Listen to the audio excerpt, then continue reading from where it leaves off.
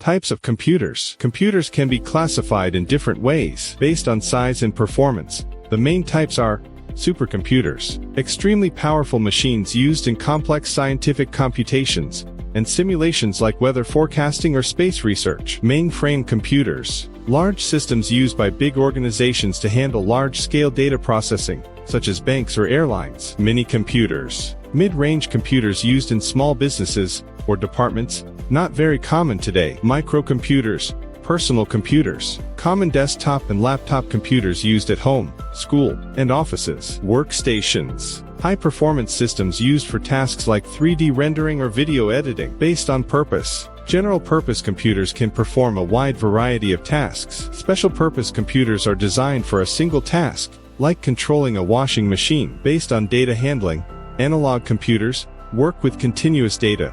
For example, measuring temperature. Digital computers handle data in binary form, 0s and 1s. Hybrid computers combine features of both analog and digital computers. Components of a computer system. A complete computer system includes more than just the physical machine. The major components are hardware. These are the physical parts of a computer, such as the monitor, keyboard, mouse, CPU, hard disk, RAM, and motherboard. Software. The programs or applications that run on a computer. This includes the operating system, like Windows or Linux, and application software, like Ms. Word, Chrome, Photoshop. User, the person who uses or interacts with the computer. Data, the raw facts and figures that are entered into the system and processed to generate information.